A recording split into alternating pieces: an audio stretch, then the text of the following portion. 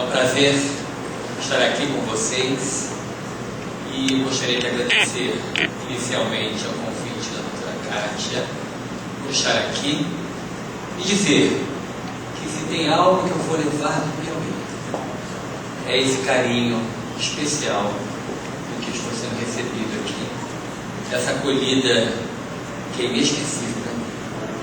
É um presente do céu conhecer vocês. Muito obrigado. Também agradecer a uma pessoa que eu devo muito, ao Dr. Bezerra de Menezes. Ontem, na abertura, eu pude perceber o carinho com que a falante dele está tratando desse nosso evento. Então é ele e os espíritos bondosos que atuam nessa parte do Brasil, o nosso muito obrigado. Eu gostaria de trazer esse assunto que para nós é muito caro. Por quê? Como já bem falou a nossa querida doutora Efênia, o Brasil não pode ter mais um karma coletivo e dessa vez com consequências inimagináveis como seria o aborto. O aborto está sendo hoje tratado em duas frentes de trabalho. No Senado Federal, em setembro, vai ser colocado em votação o projeto do novo Código Penal, que será objeto da minha segunda fala, logo em seguida. Vocês devem tomar no intervalo um copo duplo de paciência e de tolerância, que vão ouvir muito chiado de um sotaque fluminense. Não é carioca, é fluminense porque eu sou de Niterói, né? É diferente. Então, paciência e caridade para comigo, tolerância pelo chiado, que é algo diferente. E a questão do novo Código Penal, ali tem ataques frontais à vida que vocês verão, inclusive essa questão do aborto livre até o 3º mês de gestação, que será objeto dessa fala agora aqui. E eu conversei ontem com a doutora Kátia. Eu vou encerrar essa primeira fase com uma apresentação convidando-os a uma reflexão a nível consciencial, convidando-os a uma reflexão muito espiritual, que vai ser o sinal para que vocês possam entender esse mecanismo espiritual em defesa da vida.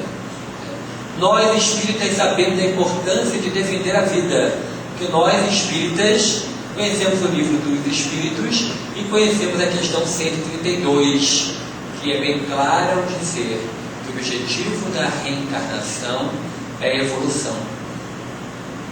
Viemos para evoluir. E o aborto interrompe essa oportunidade maravilhosa de voltar a viver no corpo de carne. Seja como for o corpo de carne, a oportunidade ela é valiosa. Então, nós temos hoje, no nosso Código Penal, no artigo 125, dizendo que o crime de aborto ele é punido com detenção de 1 a 3 anos, quando provocado pela gestante ou com o consentimento dela. Na prática, e daqui o que um juiz pode dizer, já viu alguma mulher ser presa por aborto? Não, não há. Porque a prisão é pior do que aquela de grade. É a prisão mental, de um remorso, de um fogo que não para de arder. Mas sobre isso nós vamos tratar também daqui a pouco, porque o Espiritismo é doutrina de misericórdia, é doutrina do perdão, doutrina do recomeço. No projeto do novo Código Penal, esse é o artigo 128, inicia dizendo: não há crime de aborto. Então, já se percebe que há aí, com todo respeito às cabeças coroadas que fizeram esse novo projeto, com todo respeito, com todo carinho. A frase já começa induzindo a tirar a pecha de crime do aborto. Então, aqui já se viu que é algo pensado. Não há crime de aborto. Não há crime de aborto, quer dizer, não é aborto. Quando arrisca a saúde da gestante, e não a vida, como no Código Penal atual. O Código Penal atual diz que é a vida, e ali risco à saúde. Risco à saúde abriu uma brecha muito grande. 2. Quando há violação da dignidade sexual. A língua portuguesa é uma das mais ricas do mundo. Violação da dignidade sexual é algo que pode ser interpretado de tantas formas. Então já se viu que é, com todo respeito, algo encomendado. Já é um projeto encomendado por aqueles que têm interesse na indústria do aborto. O 3. Quando for detectado no feto qualquer anomalia grave, incluindo a anencefalia. Qualquer anomalia grave, doutora Ivênia. Qualquer. Então, já está despachando. Já está dizendo, você não tem direito de estar no mundo dos vivos. Interessante notar que todo mundo que defende o aborto está vivo. Todo mundo. Então, qual é o direito? Quem é que fala em favor deles? O nosso querido Luciano Alencar, querido irmão, amigo, que esteve presente no julgamento dos anencéfalos, foi falar em nome daqueles que não tinham voz, que não tinham vez, mas ardilosamente o tipo de ação não podia ter defesa. Foram condenados à morte, sem que um advogado tivesse o direito sacrossanto de fazer a sua defesa. Então, percebe-se claramente, nesse momento, que nós estamos diante, face ao projeto do novo Código Penal, diante de algo, repetido pela terceira vez, encomendado. E aí entramos no assunto aborto, quando diz lá no projeto: o aborto é livre até os 3 meses de gestação, bastando a vontade expressa da gestante e um atestado de um médico ou psicólogo afirmando que a gestante não tem condições, entre aspas, psicológicas de arcar com a maternidade. Na verdade, e a verdade nunca é cara, e a verdade deve sempre ser dita, nós estamos diante de um processo de algo econômico. Isso já foi dito pelo ministro da Saúde, que o SUS gasta muito mais dinheiro com as mulheres que têm complicações pós-aborto clandestino do que se for fazer o aborto na rede pública, com todo o aparato de um centro cirúrgico. O custo vai ser muito menor. A valorização da vida humana, meus irmãos, está próximo do nível 0.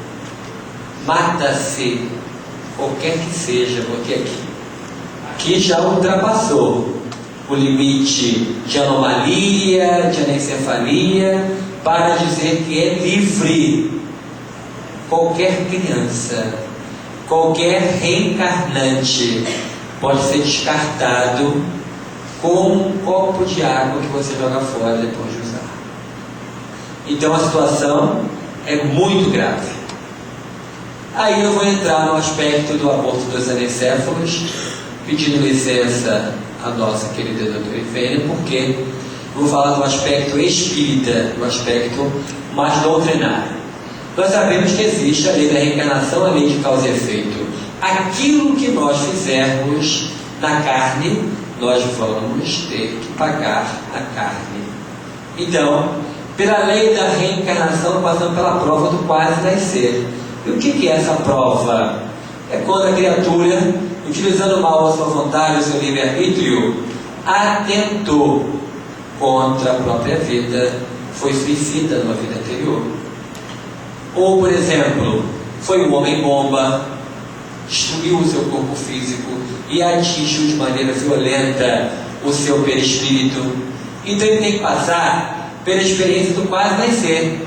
Ele tem que passar por aquele momento do esquecimento passado, de voltar a viver em um útero materno, para ter um quase nascer. Com isso ele vai reconstituindo o seu perispírito para que possa ter, daqui a pouco, uma reencarnação mais aproveitável, né? O fundamento jurídico equivocado, porque o Supremo Tribunal Federal não erra, porque ele é supremo. Então, para mim não sair preso daqui, ele é equivocado da decisão. Por quê? Porque, na mesma hipótese, a dignidade da pessoa humana, um casal que tem um filho dependente químico, que já chegou naquele ponto terrível e muito triste. E quantas famílias no Brasil e fora do Brasil passam por essa prova? De ter um único menino, digamos, dependente químico, que já está roubando dentro de casa para sustentar o vício, que a família com vergonha não pede socorro, que a família engole aquilo tudo no quieto, mas tem um momento que o menino pega de uma faca e parte para cima da mãe ou do pai: me dê dinheiro. Nesse momento, para ver nesse princípio aqui, a dignidade da pessoa humana pode-se, por uma hipótese, devido à brecha que foi aberta, pode-se ir ao judiciário e requerer. Por que não? A vida era mesmo. Eu quero uma licença para matar meu filho, porque a minha dignidade humana está sendo ferida. E aí, a hipótese é a mesma.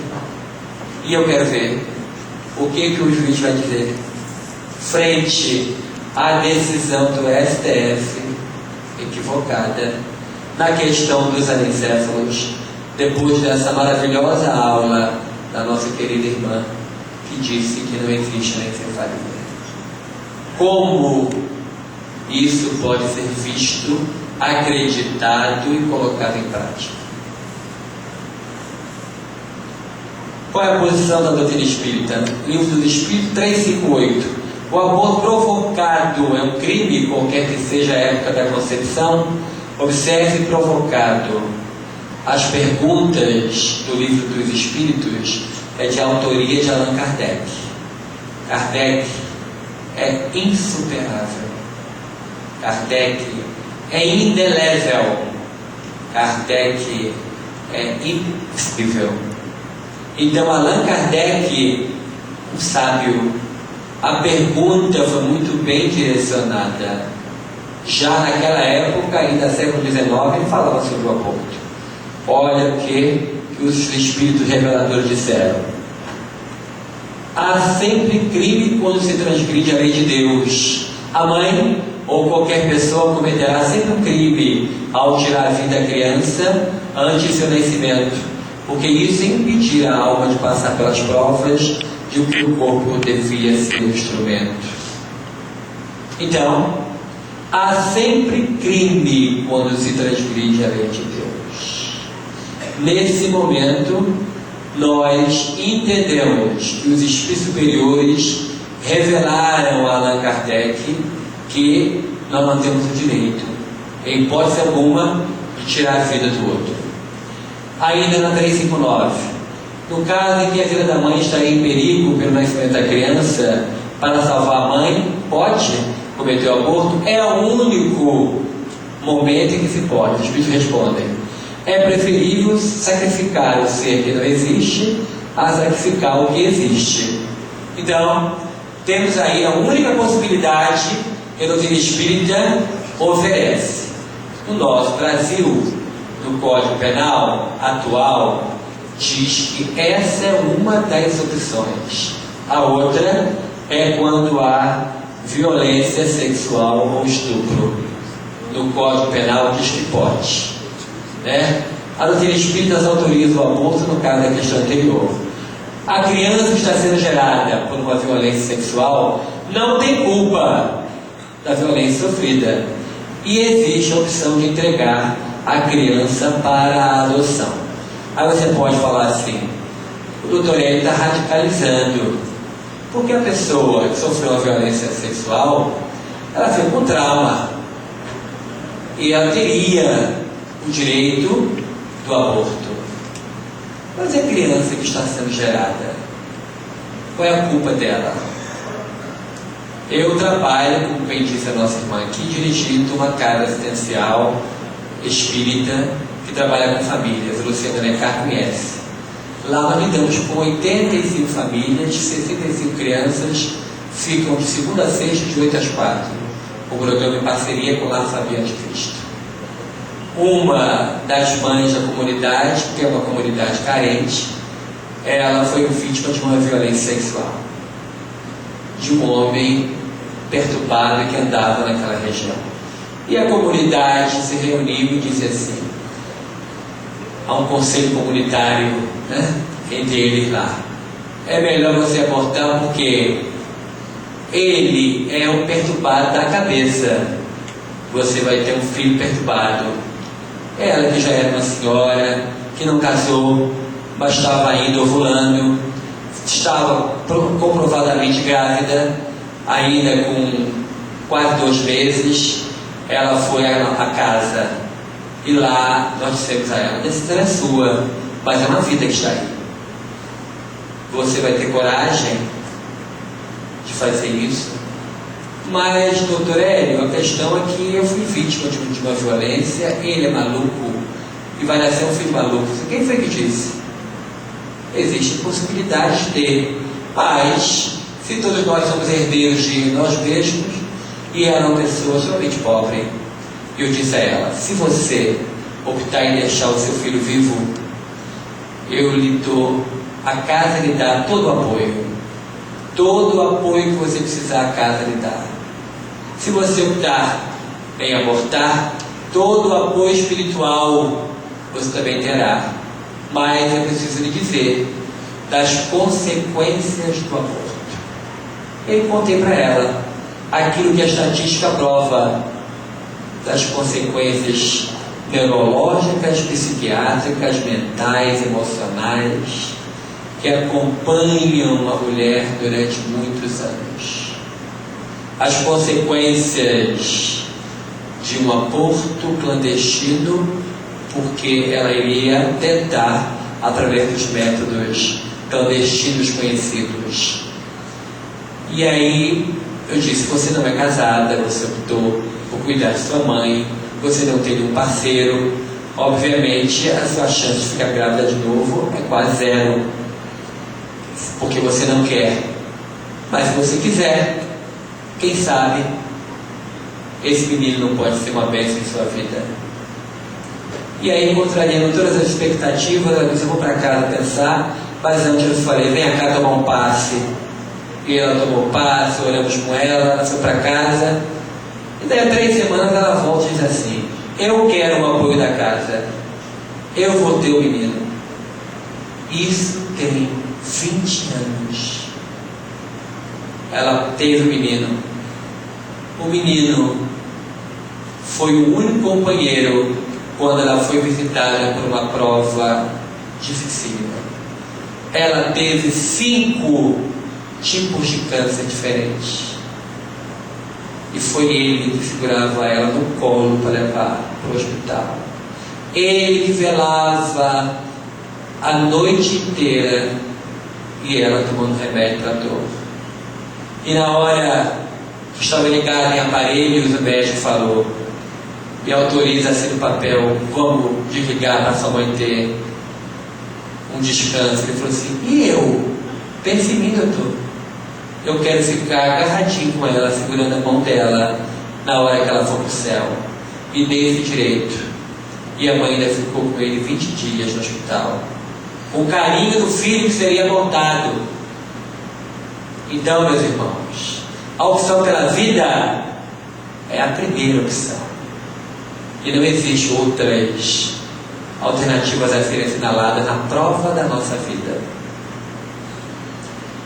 Bom, esse livro aqui é um livro maravilhoso. A Federação Espírita Brasileira vive bem. Esse livro aqui é uma base, da FEB, inclusive a Associação Jurídica Espírita do Brasil, do qual eu também faço parte, nós combinando com o PR, que é presidente da FEB, Federação Espírita Brasileira, nós vamos fazer entrega desse livro aos nossos parlamentares. seja de qual seja o credo dele, ele tem que saber o que dizem os espíritos sobre o aborto. E aqueles que irão perceber as consequências, mesmo que para ele seja uma questão de hipótese, as consequências espirituais que irão vir com o aborto. Aqui nós podemos perceber que uma história que conta de uma obsessão cruel, pertinaz, de um menino que foi abortado e que perseguiu a mãe até a loucura, até ela se matar.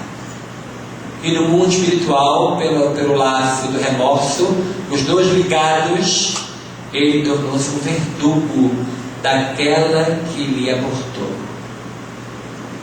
Esse livro eu recomendo a leitura para todos aqueles que estão, seja conhecendo o Espiritismo, seja estudante espírita, seja militante na luta em favor da vida, porque aqui encontra muito embasamento, inclusive com uma parte jurídica, viu, Luciano? Sobre o que diz o Espírito sobre o aborto. Vale a pena. E aqui foi um caso que nós acompanhamos em uma outra casa espírita no qual eu também fiz parte. O atendimento fraterno, não sei se aqui o nome é o mesmo, nós temos a oportunidade de ouvir o povo que vai à casa espírita com algum problema. E chegou um senhor de mais ou menos 60 anos. Olha, eu chamando um homem de senhor com 60, se eu tenho 50. Então, chegou um homem, para não falar, chegou um cabra, que não pode falar mais, que é só o século passado que falava, né? Mas eu chamo ainda de cabra. Chegou um homem e disse assim: meu irmão, eu tenho um problema que eu já fui. Vou fazer primeiro uma pequena explicação. Não estou falando contra a medicina, a psiquiatria, nada disso.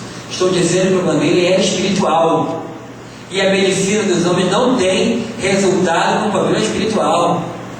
Só a medicina espiritual tem. E aí ele me disse: já fui em vários médicos, estou tomando vários remédios.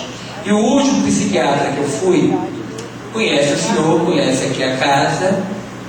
E ele disse assim: vai lá no atendimento fraterno, pede para falar com ele, o Ribeiro, e você vai ter um auxílio.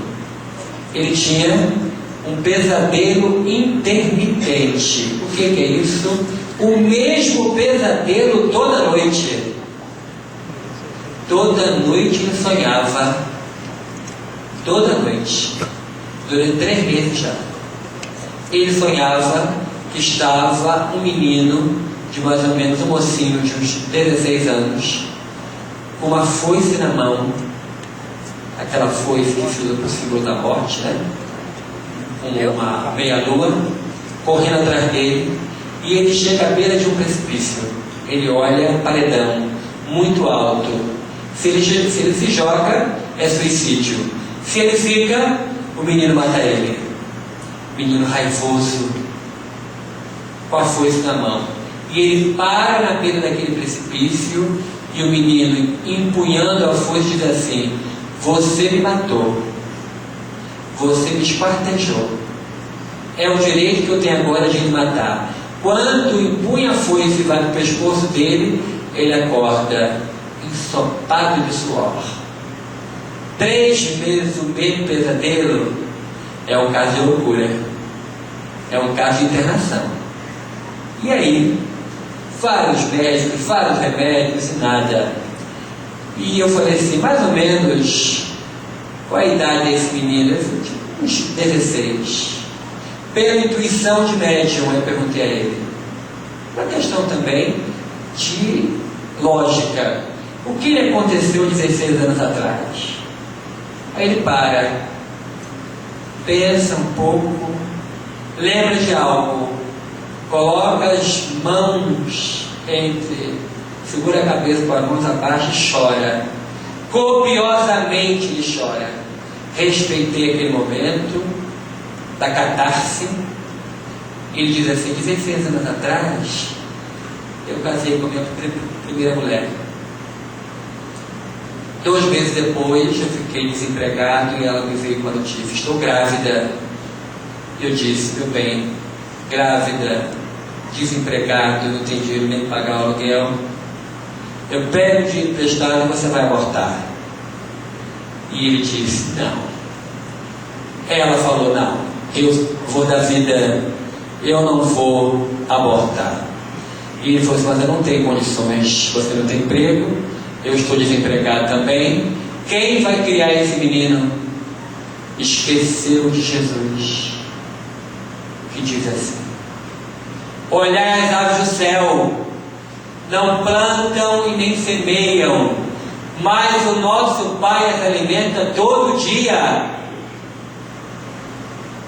Então, ele esqueceu que Deus não dorme, que a misericórdia de Deus é infinita. Mas, como Deus não quer a morte do pecador e sim o fim do pecado, nós não podemos condená-lo. E aí ele pegou dinheiro emprestado com uma agiota para ela ir fazer o aborto. Fez o aborto.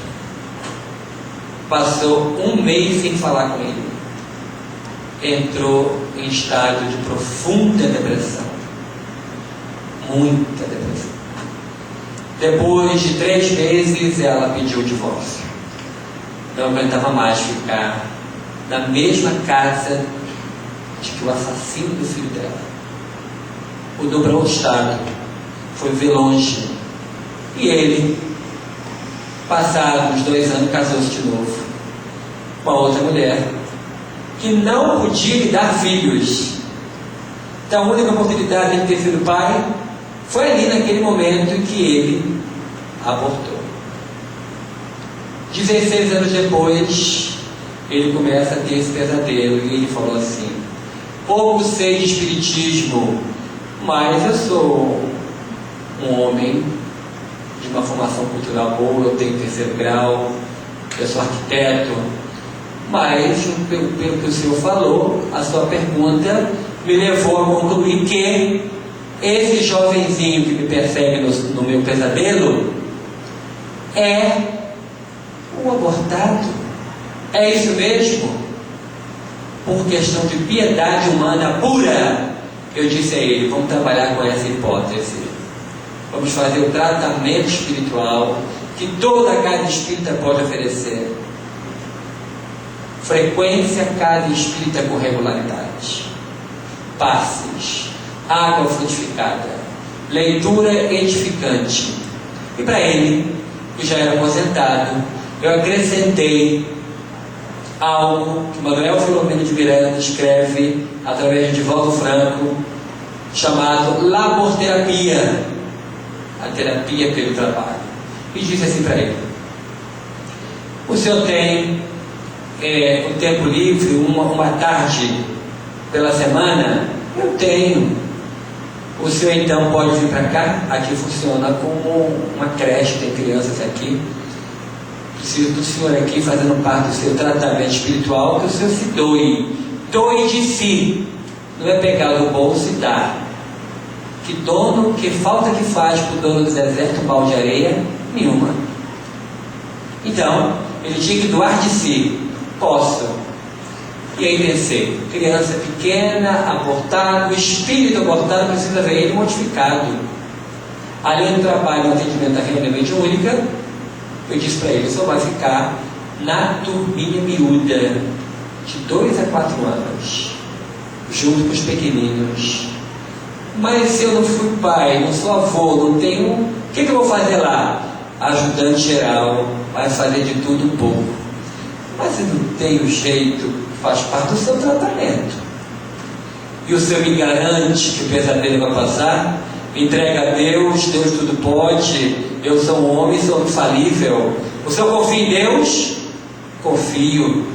Então venha, trate-se. E aí ele foi. Primeiro dia ele chegou, tem a titular da classe e a auxiliar da classe, e ele era um voluntário.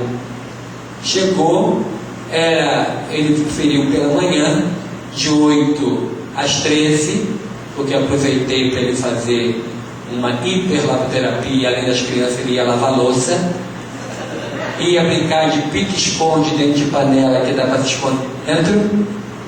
E aí Ele foi para a turminha. O que tem que fazer agora? Bom, agora é o banho. Banho?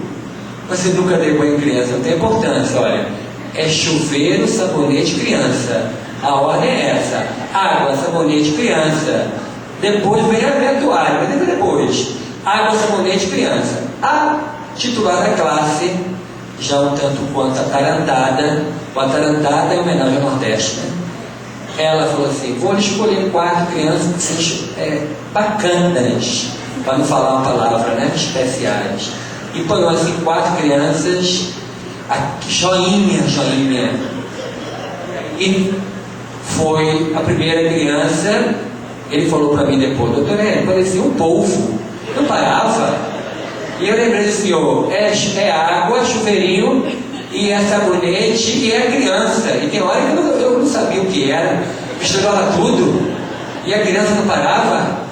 E aquilo, meu Deus do céu, mas deram a ele um avental Piedade na casa espírita. O moço foi todo arrumadinho. Eu falei, próxima vez eu vou mais simples. Foi todo arrumadinho, então deu um avental daquele bem grosso, grandão, aquele de açougueiro que vai até lá embaixo, para ele ir para o chuveiro com um menino de 3 aninhos. E aí, no final, ele estava todo molhado, o avental também, e a criança falou, seu tio, eu gostei, vamos voltar? Não.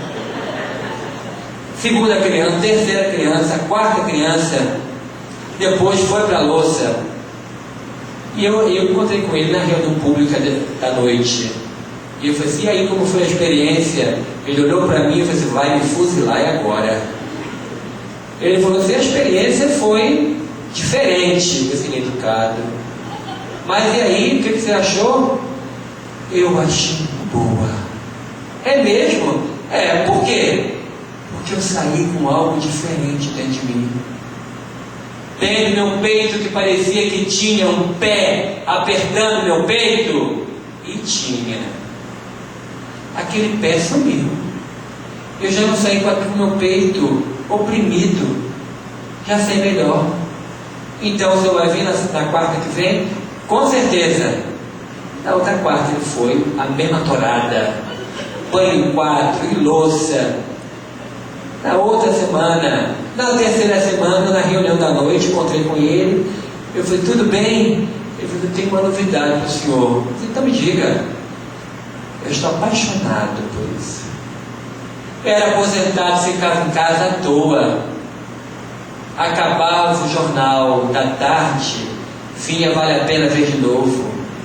Depois vinha a sessão da tarde, que não acabava nunca. Depois vinha a novela das 5, que não é 5 às 6. Uma perturbação. Eu e a minha vida de útil. Agora, eu aposentado, tenho um sentido para viver. Posso vir outro dia, sem ser quarta? Vai ter que assinar um termo de voluntariado. Assino, eu venho. E começou aí quarta e sexta. E aí ele falou assim, ainda, depois do passe, deixa eu lhe dizer outra coisa. O que é? É o mais importante. E o que é? Essa noite passada eu não tive um pesadelo. A primeira. E com o que o senhor sonhou? Perguntei. Sonhei com aqui, que tinha mais criança para me dar banho. Sonho concretizado. Já lhe dei a outra de... Então, meus irmãos, a laborterapia é indicado para casos de obsessão cruel. Aí nós temos do outro lado a defesa da vida, que está no Estatuto do Nascituro, na Câmara Federal. A Câmara Federal, que é a Casa do Povo, que é o Senado, representa os estados da federação. Na Casa do Povo tem um estatuto que diz o seguinte, é o projeto de lei 478/2007, prevê o direito do feto que está sendo gerado em nascer, acabando com qualquer iniciativa de ser implantado o aborto no país. Por quê? Logo após o direito à vida, que está no artigo 5º da Constituição Federal, diz que vai ser colocado, vírgula, desde a concepção. Porque a luta no meio acadêmico é, quando que começa a vida, afinal? Quando? É quando formos zigoto? Ou será que é só depois do 7º mês de gestação, do 8º, ou quando nasce? Existem diversas correntes de entendimento. Nós espíritas sabemos, é na concepção que o espírito vem e se junta a célula mãe, a zigoto, e ali inicia esse processo reencarnatório. O Estado estaria obrigado a dar apoio total através da rede SUS à gravidez, de risco ou não, implementando diversos programas que garantam o nascimento do nascituro, assim como a sua gestação. Aqui, esse projeto do Estatuto do Nascituro não é de interesse, com todo respeito, governamental. Segundo o entendimento de que o aborto clandestino gasta muito do cofre do SUS, imagina o que eles vão dizer se o SUS estando obrigado a dar apoio total à gravidez. Vão dizer que o país quebra, mas com mensalão não quebrou. Então, não vai quebrar, tem que dar apoio total. Já se encontra na Comissão de Finanças e Tributação, na verdade já saiu, já foi aprovado lá, já está agora na Comissão de Constituição e Justiça para aprovar a constitucionalidade. Passou por aqui, né? O deputado relator é do Estado do Rio de Janeiro, Eduardo Cunha, e nós estamos torcendo para ele ser o deputado relator na Comissão de Constituição e Justiça. Aí você pode dizer assim, é um nome bom? Aí eu vou lhe dizer, é do Estado do Rio de Janeiro. Não, eu quero dizer que é bom não é isso não. É porque ele erra com todo mundo. Mas nessa hora aqui, do Estatuto do Nascituro, ele que tem muitos erros, inclusive processos contra ele defendeu ardorosamente a vida. Como Deus, que é o fim do pecado e não a morte do pecador, nesse processo aqui, ele redimiu muitos pecados, porque o amor cobre uma multidão de pecados. Ele é uma mãe da vida, né? Então, fala, aqui já houve a adequação no orçamento, o orçamento federal vai ter dinheiro para isso. E como é que nós podemos interferir? Enviando e-mails para os senadores do nosso Estado, requerendo que votem contra os artigos do projeto do novo Código Penal, aí vou repetir isso aqui no outro momento, contra o eutanásia, o aborto do ensino assistido, que eu vou falar sobre isso daqui a pouquinho, e vendo também do deputado do nosso Estado e-mail requerendo que eles aprovem o Estatuto do Nascituro. Antes de encerrar um momento assim, muito profundo, espiritual, eu gostaria de até convidar a irmã que vai me ajudar aqui, vou passar outro arquivo, para ficar bem pertinho, porque eu gostaria de contar uma historinha já, para sensibilizar vocês para esse momento que nós teremos aqui agora. Com esse momento, eu vou encerrar a primeira fala, que é o seguinte: Jesus tinha em Betânia uma família amiga. Não precisa, você só fecha o desmudo pronto, que quando clicar ele já vai entrar direto. Então só fecha isso, por favor. Lá na Betânia ele tinha Lázaro, Marta e Maria. Era uma casa onde ele ficava. Ele ficava lá quando ele vinha em Jerusalém, quando ele voltava de Jerusalém. Era um local de pouso, de recanto. Ele ia descansar. Lázaro e as suas irmãs adoravam quando Jesus chegava com seus amigos. E um dia Jesus chegou muito tarde. Já era 10 da noite, Jesus chegou com seus amigos e todos entraram. Quando 2 minutos depois batem a porta, Lázaro foi à porta. Era uma mulher. O rosto dela era a dor. Ela significava dor humana. E aí ela falou: posso falar com o mestre? E Lázaro, olhando para ela, diz assim: por favor, piedade com ele, acabou de chegar, está cansado, andou o dia inteiro, por favor, volte amanhã cedo. Jesus, do fundo do salão, ouvindo isso, disse assim: Lázaro, deixa entrar.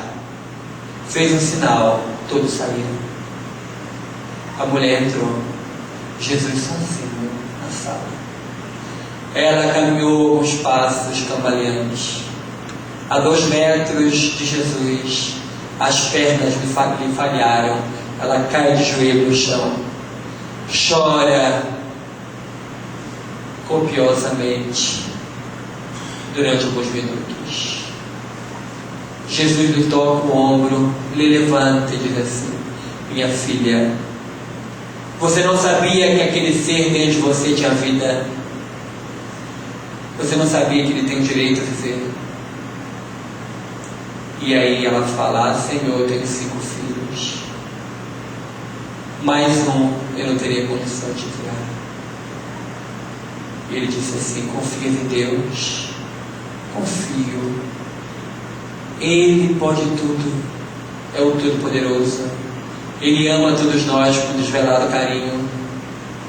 Não seria você parte integrante da própria criação? O ser que você abortou também não teria o direito à vida e à sobrevivência? Senhor, o fogo me consome. Senhor, o remorso é como um punhal fino que entra no meu peito. Ajudai-me, Jesus. Eu não suporto mais essa dor. E Jesus disse para ela: minha filha, vai e cuida dos filhos do ventre alheio que Deus lhe dará. Cuida dos doentinhos pequeninos que Deus colocará em seu caminho. Serás a enfermeira zelosa no leito dessas criancinhas. Vai, minha filha, e não erres mais. A partir daquele encontro com Jesus, ela modificou-se. No mundo espiritual, ela pediu para voltar várias vezes como mulher. E no processo de arrependimento e reparação, ela pediu para não ser mãe. Durante no mínimo 8 reencarnações, queria ser enfermeira para cuidar dos filhos dos ventres alheios, das crianças largadas em hospitais. Nasceu ali, naquele encontro com Jesus, uma nova mulher.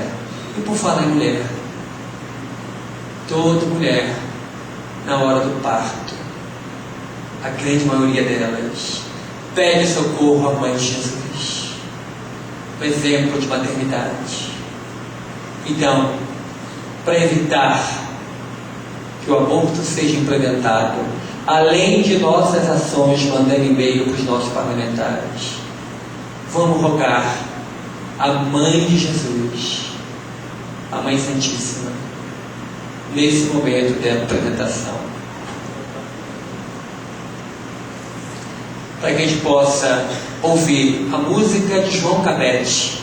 Depois olha no Google quem é João Cabete, é de São Paulo, já partiu. E esse momento é muito importante. Vamos ver se tem som, ver se entrou o cabo.